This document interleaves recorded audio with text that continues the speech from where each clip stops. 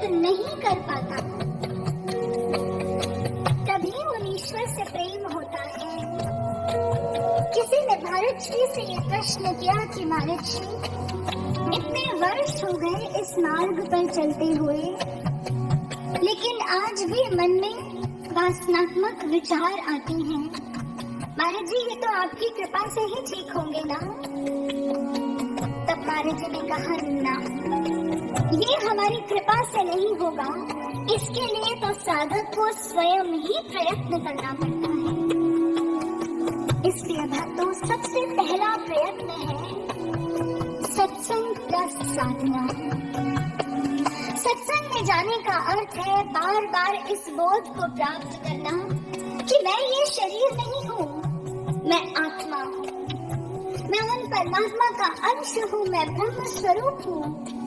सत्संग में जाते हैं तो ये रिमाइंडर्स हमारी साधकता की क्लॉक में अपने आप लग जाते हैं। आप जो चीज भूलते हैं अपने मोबाइल फोन्स में रिमाइंडर सेट करते हैं।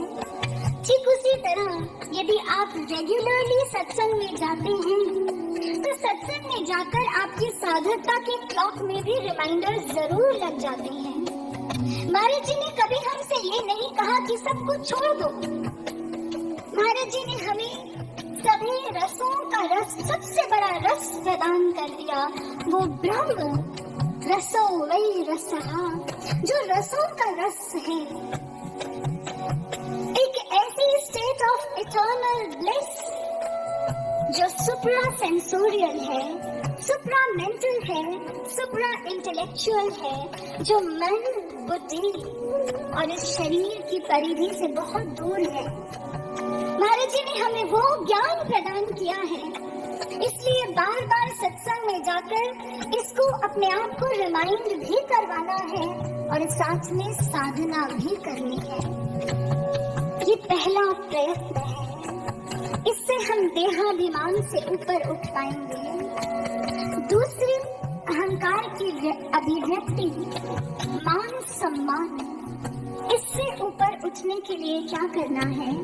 आइए इसे स्वरों के माध्यम से हम श्रवण करते हैं। जग तो अंधकार है, इससे तूने कर, जग तो अंधकार है, इससे तूने कर, ज्ञान का प्रकाश करे, मूढ़ तो न राधा कृष्ण के चरण,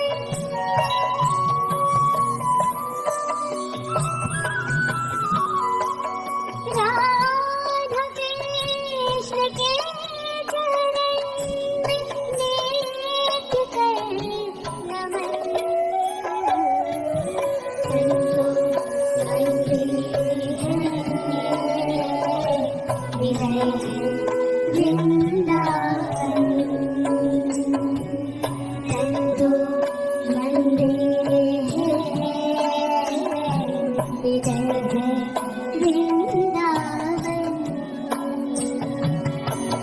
अहंकार की ये दूसरी अभिव्यक्ति, मान सम्मान, इससे ऊपर उठने के लिए जो सीधा स्पष्ट सूत्र है वो है सेवा।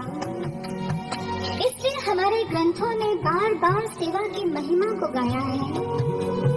शिव संहिता में बहुत सुंदर आता है, गुरुः पिता गुरुः माता गुरुर्देवो न संशयः,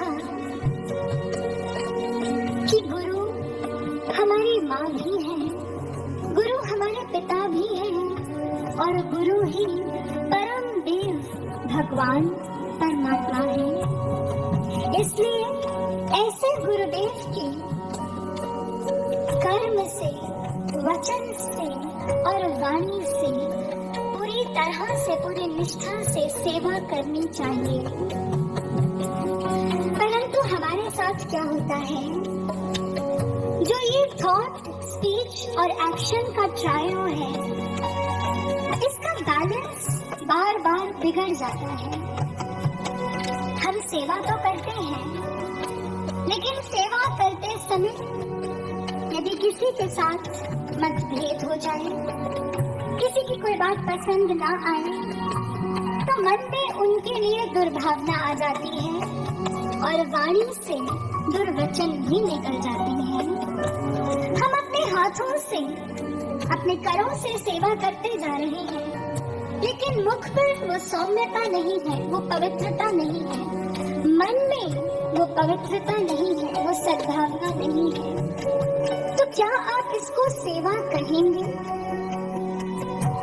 साधारण शब्दों में कहें तो मनसा वाचा कर्मणा आपने बहुत बार सुना है। कई बार मन में बहुत अच्छा सोचते हैं, लेकिन अपने कर्म संस्कारों के कारण विवश हो जाते हैं, वाणी बुरी हो जाती है। क्या उसे सेवा कहेंगे? कई बार बोली तो बहुत अच्छी होती है, लेकिन मन में अच्छे विचार नहीं है, ना ही कर्म अच्छे हैं। इसलिए किसी ने बहुत सुंदर कहा, चाखा चाहे प्रेम रस, राखा चाहे मान, एक म्यान दो खड्ग, देखा सुना ना काम। ये भी चाहते हो कि प्रेम का रस चखने को मिल जाए, और ये भी चाहते हो कि मेरा मान सम्मान भी बना रह जाए, तो ये उसी तरह असंभव है जिस तरह एक म्यान में दो तलवारों का होना असंभव हुआ करता है। लेकिन ऐसे भी भक्त हुए हैं जो मान सम्मान को तिलांजलि देकर आगे बढ़ गए, जिन्होंने अपने गुरु से इतना प्रेम किया कि गुरु का लक्ष्य उनका लक्ष्य बन गया, गुरु का स्वप्न उनका स्वप्न बन गया, गुरु के आदर्श, गुरु की आज्ञा उनका जीवन बन गया। स्वामी रामकृष्ण परमहंस के शिष्य तो एक ऐप है एस्ट्रो को खड़ा किया। स्वामी विवेकानंद जो बहुत बड़े विद्वान थे, बहुत बड़े इंटेलेक्चुअल थे, वेद शास्त्र सब पढ़ रखे थे, इनके साथ साथ बहुत से philosophers, Hume, Herbert Spencer, John Stuart Mill, इन सबको भी पढ़ा था।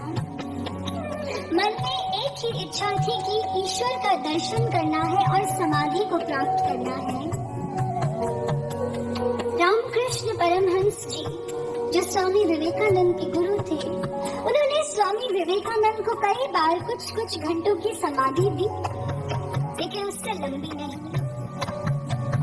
शुरू में तो विवेकानंद जी को बहुत लगा कि मैं तो समाधि के लिए आया था, परंतु जैसे जैसे समय बीतता गया, धीरज रखा और गुरु के चरणों में प्रेम उपजता गया।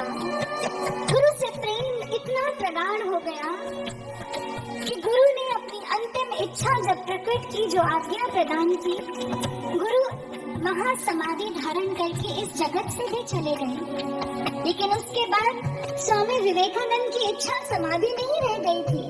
उनके जीवन का उद्देश्य वो था जो उनके गुरु ने उन्हें आज्ञा दी, धर्म का, अध्यात्म का विश्व में प्रचार करना। स्वामी विवेकानंद जिस समय शिकागो गए वर्ल्ड पार्लियामेंट ऑफ रिलीजन्स को अटेंड करने, जुलाई के महीने में पहुंचे तो ये पता चला कि ये पार्लियामेंट पोस्टपोन हो गई है और अब सितंबर के महीने में है।